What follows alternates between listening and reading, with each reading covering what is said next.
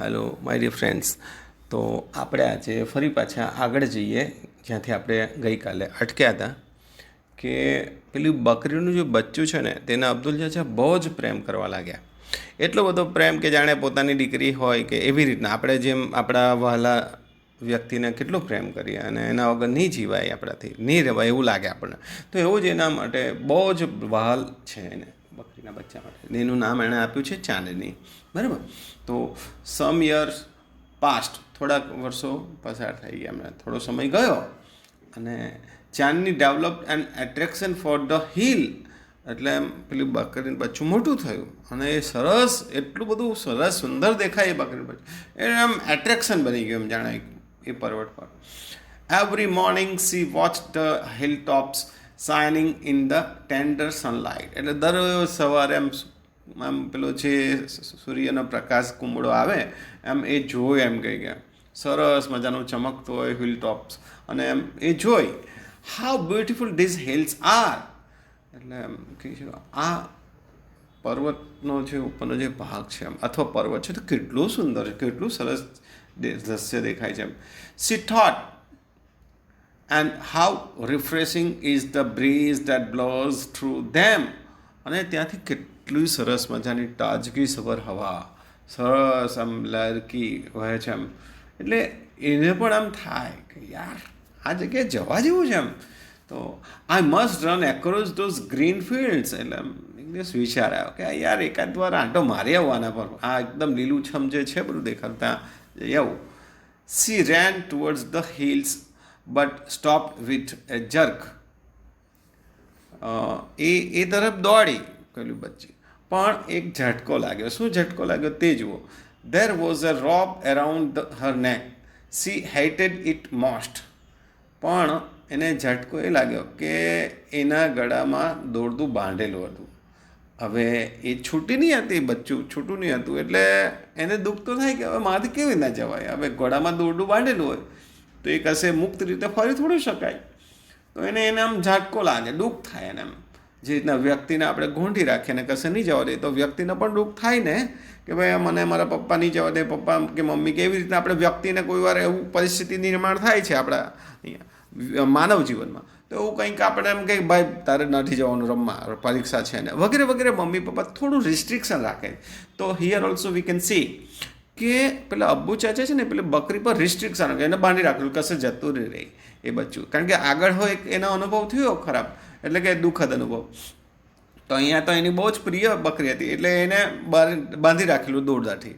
તો આગળ શું થાય છે તે જો. How beautiful these hills are, એટલે એને એ વસ્તુનો અનુભવ કરવો હતો પેલા બચ્ચીને. એટલે આવું બધું જોઈને આમ એનું મન થાય. પછી શું થાય, ડ્રોપ અરાઉન્ડ હર નેક સી હેટેડ ઇટ મોસ્ટ, આ જે દોરડું હતું ને તે એને બહુ તિરસ્કાર હતું કે એ બંધાઈ ગયેલું હતું બચ્ચું, હવે શું કરે પણ. તો આગળ શું જોઈએ છે તે.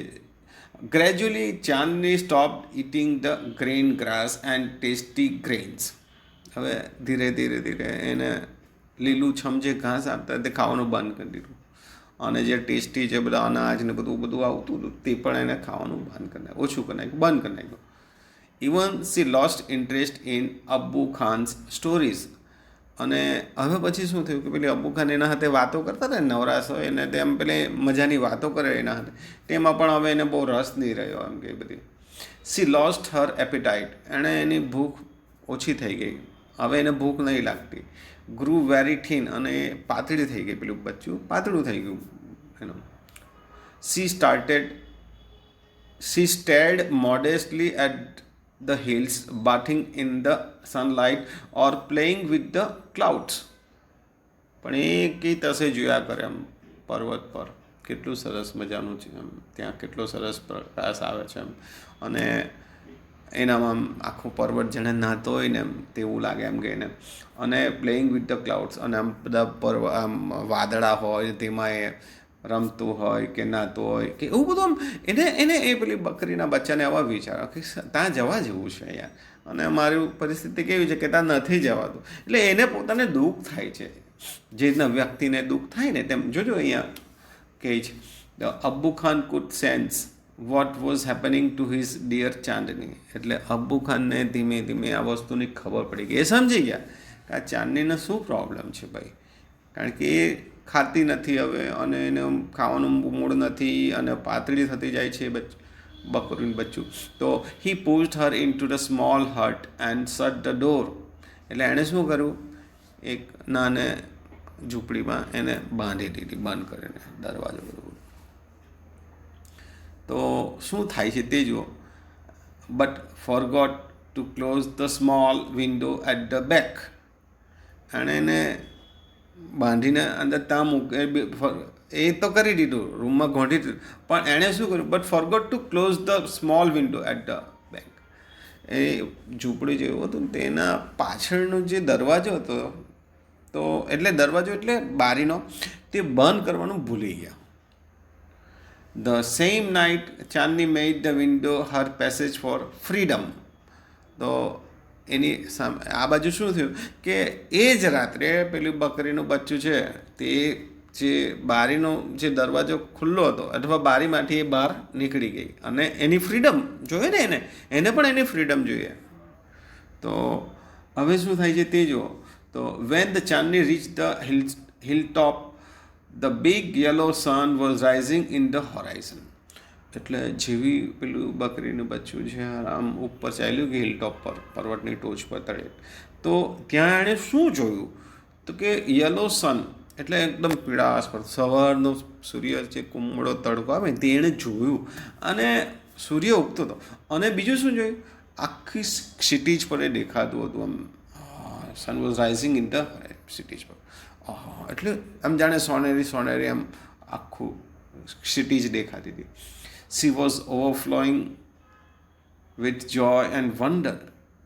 એટલે એના ઉમળકામાં, એના આનંદનો ઉમળકો એને પણ જાગ્યો કે હા કેટલું મજાનું દૃશ્ય છે યાર, અને આશ્ચર્ય થયું એને, આમ આનંદ થઈ ગયો એ ત્યાં જઈ પહોંચી. એટલે the green grass under her feet became golden yellow.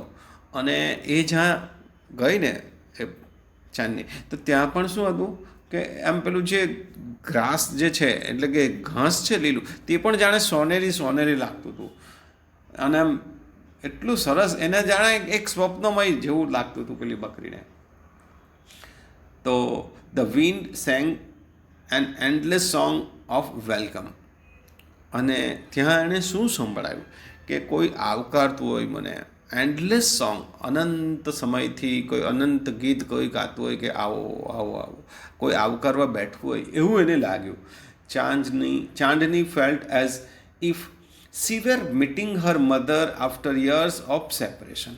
તો ત્યાં આ ચાંદનીને શું લાગ્યું ખબર, કે જાણે ઘણા વર્ષોથી મેં મારી મમ્મીથી છૂટી પડી હોય અને પાછો અહીંયા ભેગા થવાનું હોય એવું એને લાગ્યું. She felt as if she were meeting with her mother. જાણે એની મમ્મીને અહીંયા મળવાનું થયું એવું લાગે છે એને.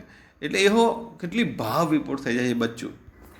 Okay, so dear friends, we will stop here. Thanks a lot. Thank you.